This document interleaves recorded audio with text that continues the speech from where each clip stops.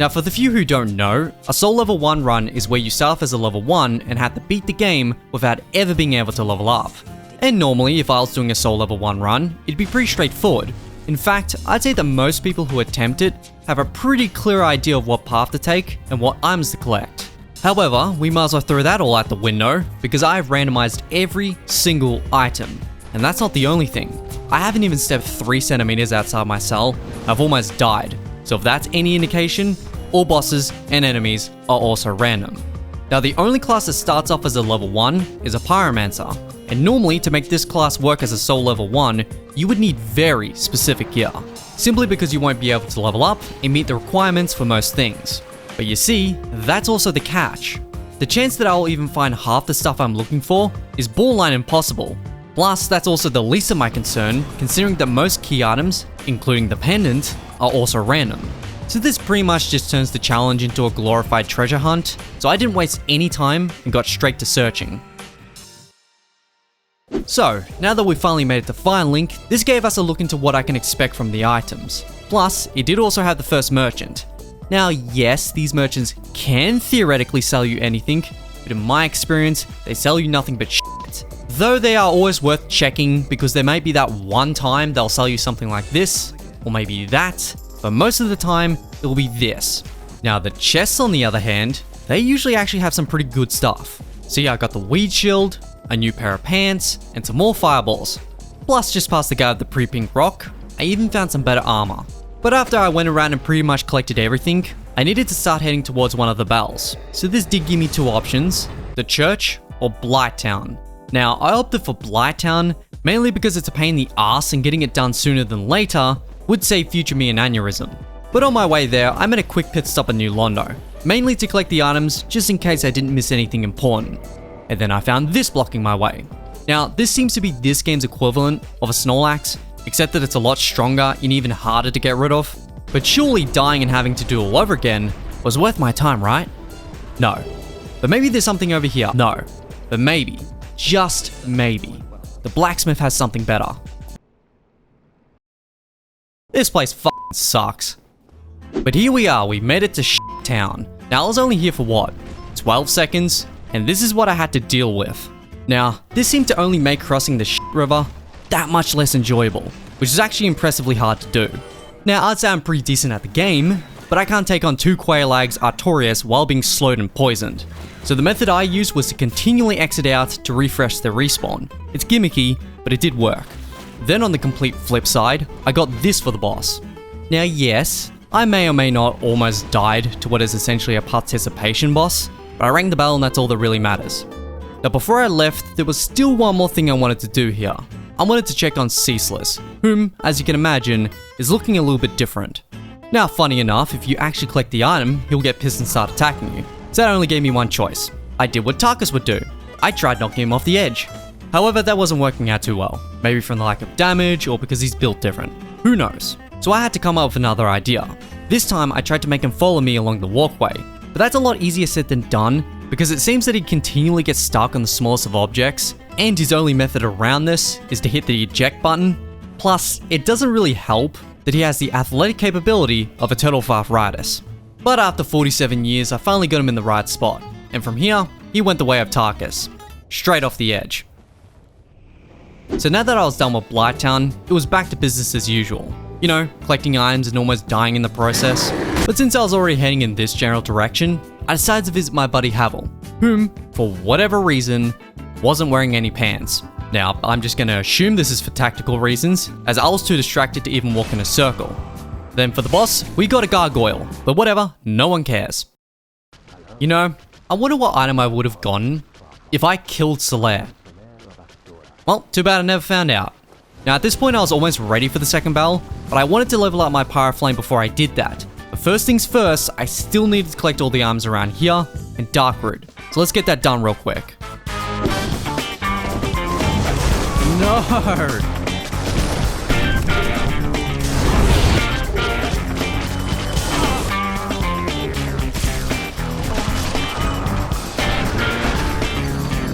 What the fuck?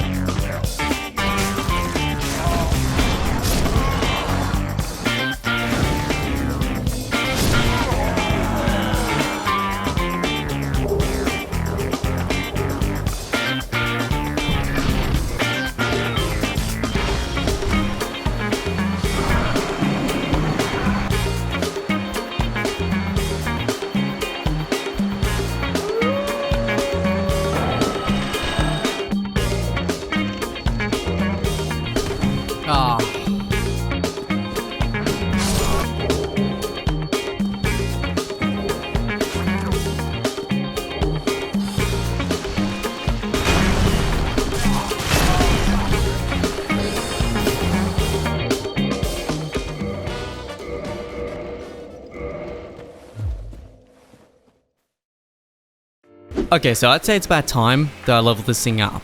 Now, in order to do that, I would need to meet with the Pyro Trainer. However, he seems, a little preoccupied. Now, of course, he's in the depths of all places, which means I would need these two things in order to reach him. But I have neither. Shocker. But the truth is, you don't actually need them. In fact, all you need is this ladder. Just climb up, and once you reach the top, roll to the left. Best case you make it, worst case, well, you fall indefinitely. But once I drop down, I'm gonna head over to the merchant. See, I need bombs to help me release the trainer, and thankfully, she actually had some.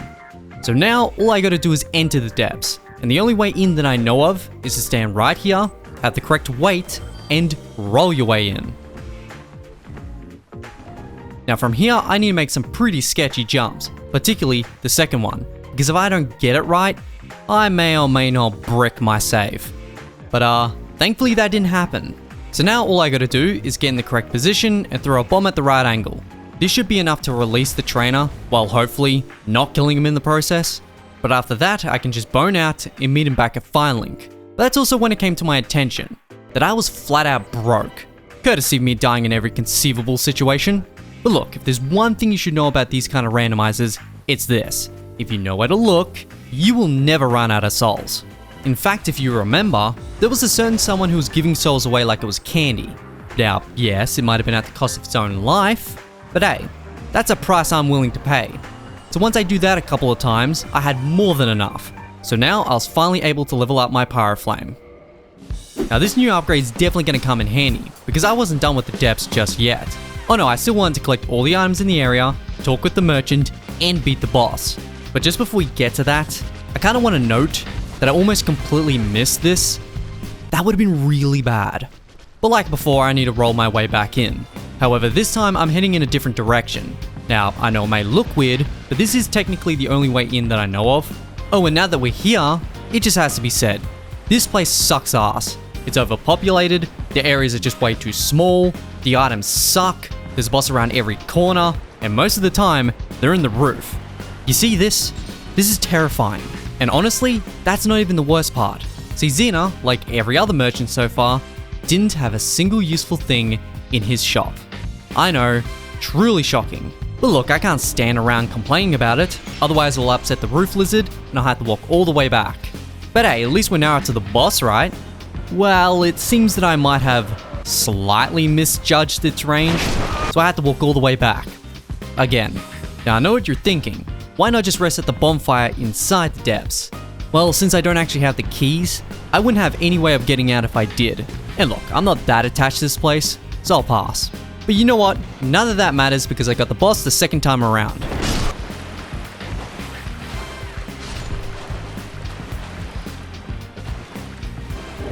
So yeah, none of those three things were worth it.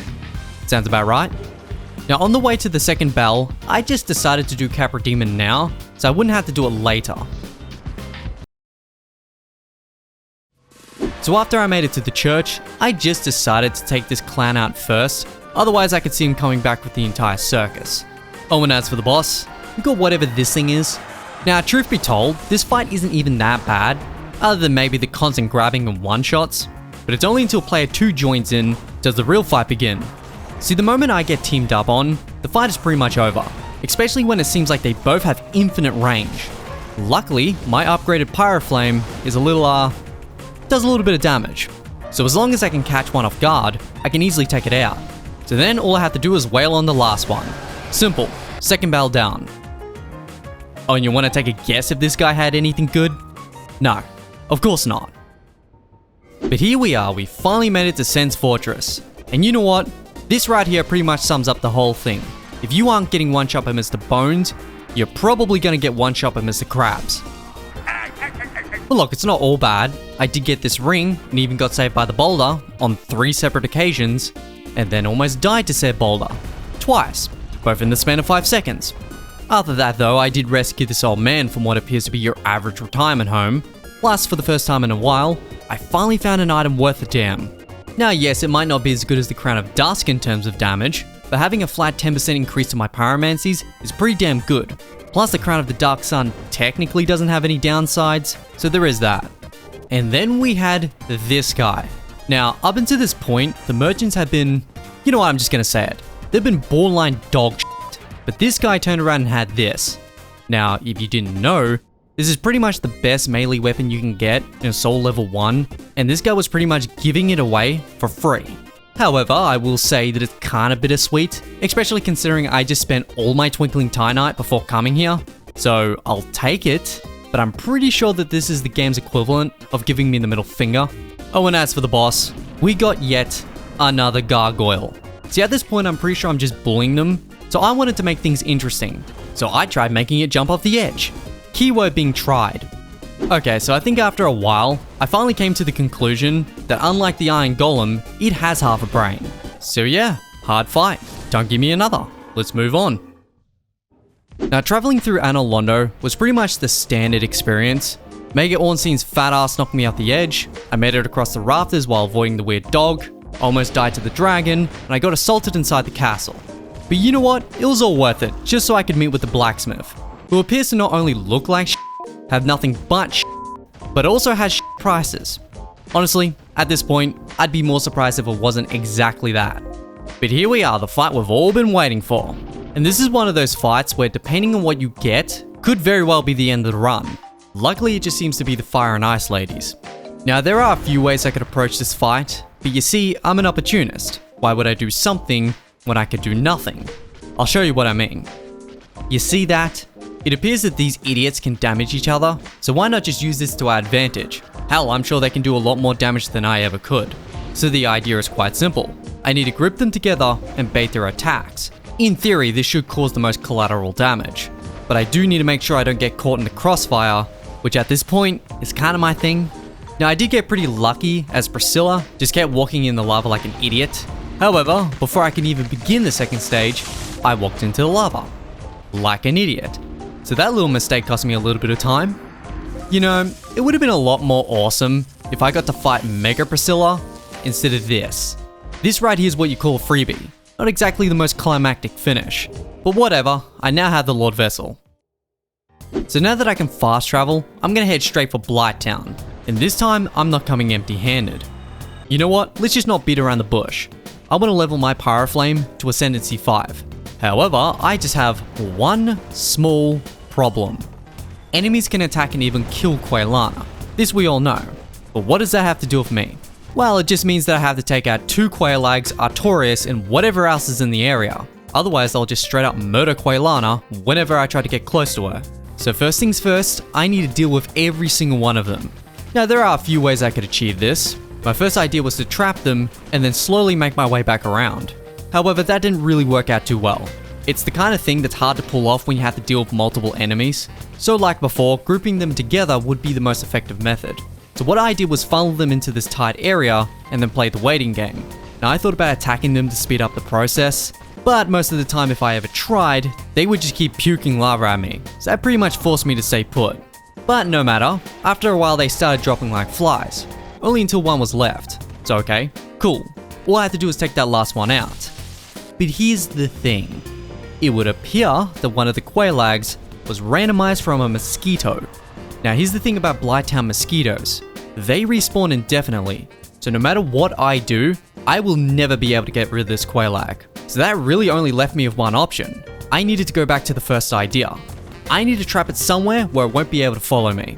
Now this area with all the roots is the perfect candidate. There's plenty of spots that should work, but finding them is the hard part. Plus, at the time, I didn't have any Estus left. So if I died at any point, I would have to do the entire thing all over again. But thankfully that didn't happen, because I finally got it to work. She's stuck and ain't getting out anytime soon. So now I was finally able to upgrade my flame. Now since I was already here, I decided it would be a pretty good idea to check the big tree and Ash Lake for items, since I didn't do it beforehand. However, I hate to admit it, but just getting to the tree was a lot harder than the thing I just did.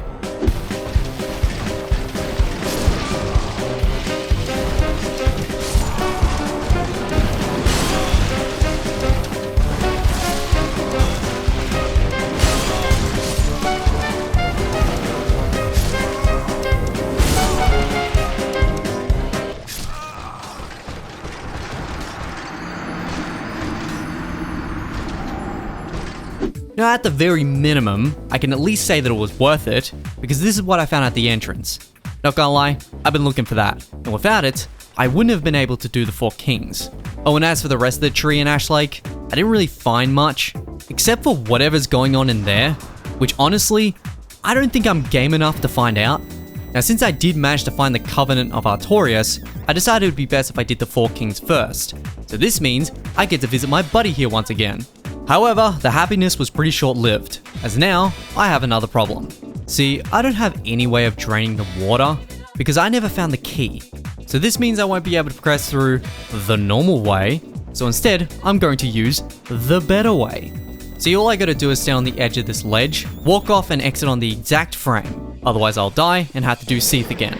However, as fun as that sounds, I did make it. So then all I had to do was cross the piss-colored water and jump straight in the arena.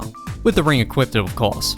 Also, the Asylum Demon is a very strong boss and puts up a very hard fight.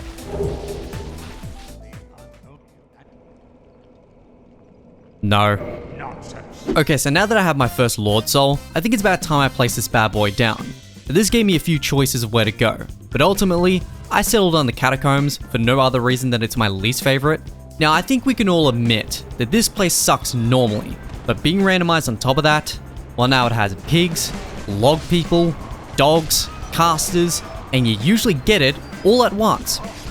Then when you finally get past Thick Wheel, the rest of the map starts looking like this, and the fact that you can't tell whether or not this is gameplay or just a black screen should be very concerning.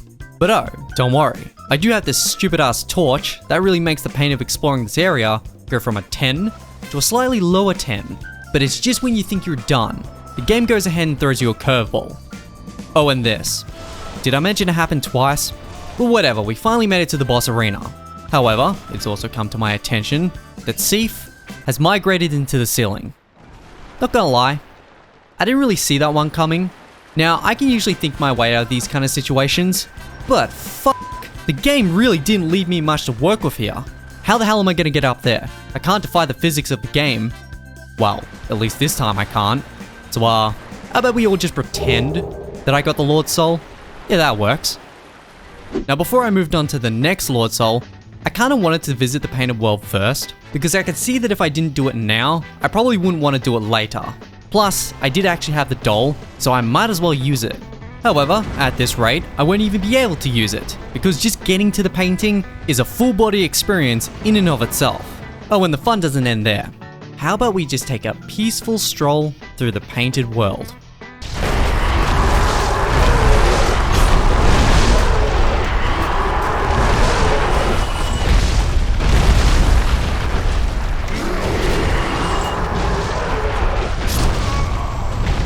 Now, yes, this place is a complete and utter clusterfuck, but it does have some pros. Exhibit A. I found great combustion in the building that's roof is currently falling down. And that's not the only thing. Look at what we found over here. Not to mention, this was right next to it. You know, in the sea of shit that has been me collecting items, you sometimes find a few nuggets. And this time, it was the good kind. But now that I pretty much got what I came for, I just need to deal with the dog and take my leave.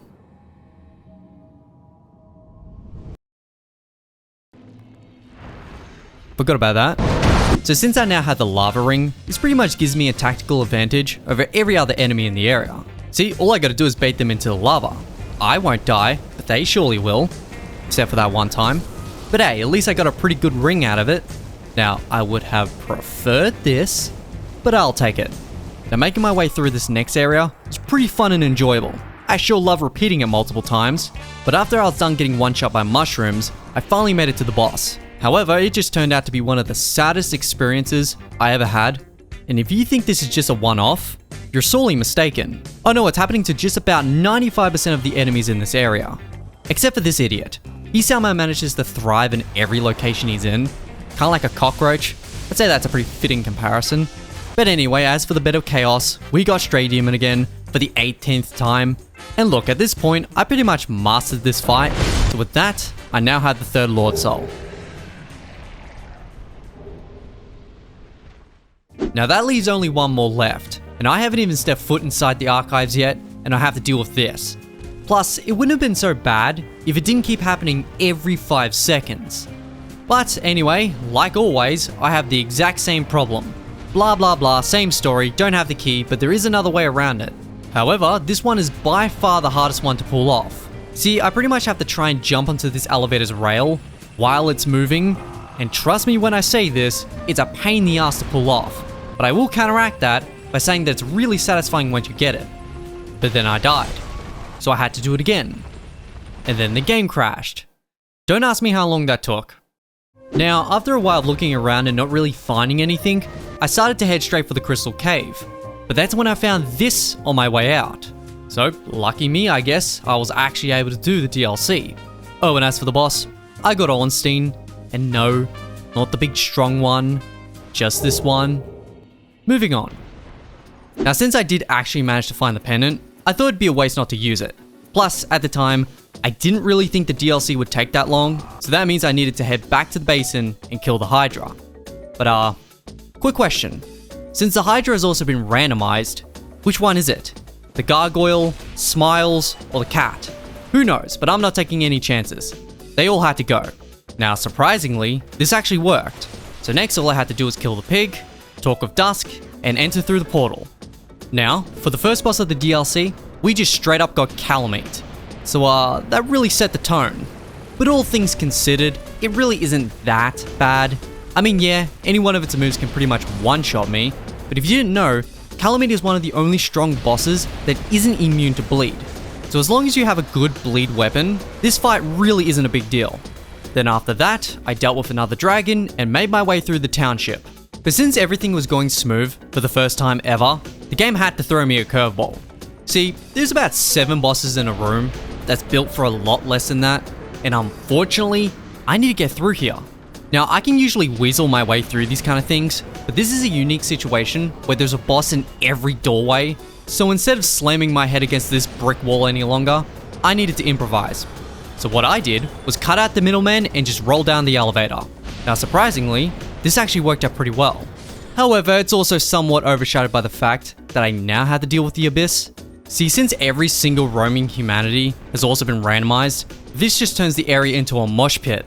So trying to get through here the normal way was pretty much impossible. There was never a moment where I wasn't being hunted down or getting thrown off a cliff. So that pretty much forced me to use Path B, which is still hard, but at least it was doable. Then after all that, I got this for the fight. Honestly, at this point, I don't even know why I came here.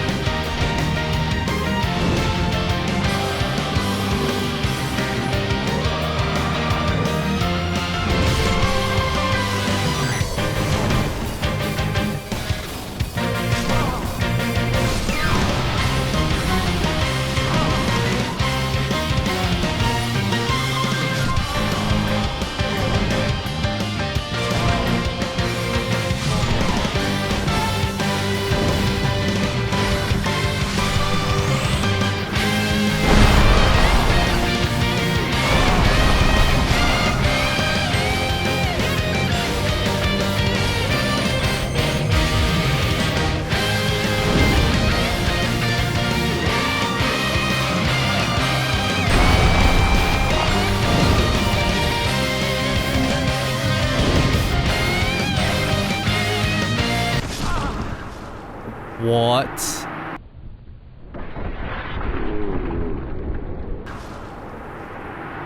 That didn't hit me. What? Are you fucking kidding me, dude?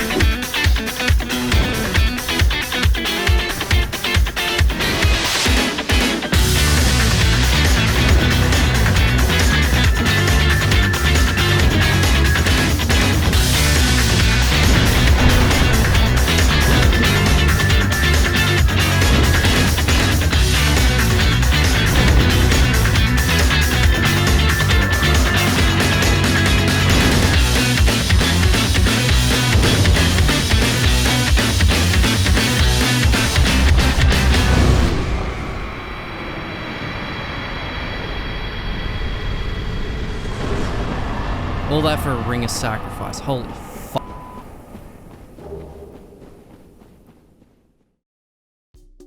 So, with the DLC done, there really wasn't much left to do, other than like what, 4 optional bosses? So I just decided that I might as well finish the job before I took on the last boss. So first up, we have the Sif fight, and as you already know, it's Artorias again. However, this time, I can actually see what the fuck is going on, so this felt like a watered down version in comparison. Plus, at this point, I pretty much have this fight ingrained into my prefrontal cortex, and honestly, it might be permanent.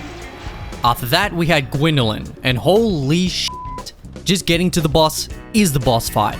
I go this way, I die. I go that way, I get bonked on the head. Then I try to play it smart by combat logging, and even that didn't work out. But it was only until I made it all the way to the end did I realize that I didn't even have the Dark Moon Ring.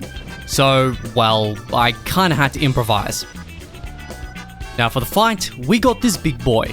And honestly, finding him in this tiny ass room is less than ideal, especially since he only has to make a 45-degree turn, and that would wipe out half my health. But other than that, it wasn't too bad.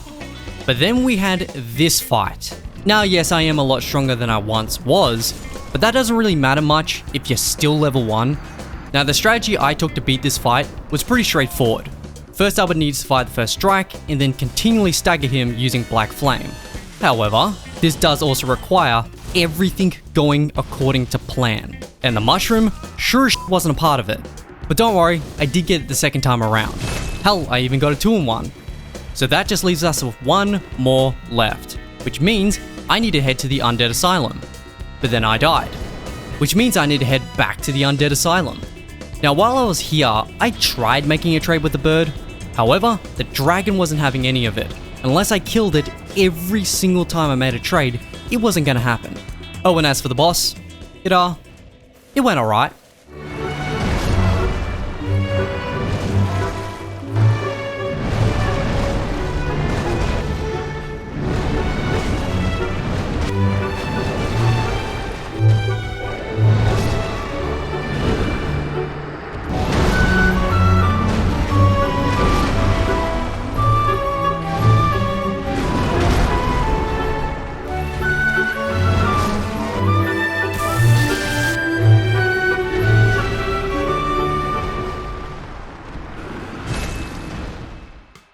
Now, let's just be serious just for one moment.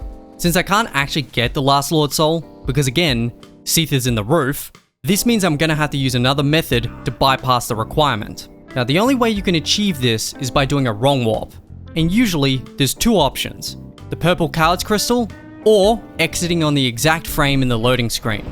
However, I used neither. See, by complete and utter accident, I found that if I was to warp from the Lord Vessel to find Link and quickly died, I would wrong warp straight into the kiln, which isn't supposed to happen. But after some testing, I found that it was actually the enemy randomizer specifically that was causing this. And though it works, it's also really buggy. Get this, if I was to die or use something like a Homeward Bone, the game would crash, and even if I tried to reload my save, it would crash again. Now this isn't a massive deal, as I do have a backup, but honestly, at this point, I didn't really need it. I could pretty much one-shot everything, especially now that I found this. But here we are, the final boss. But gee, out of everything I could have gotten, why did it have to be that? Well, round 2 I guess.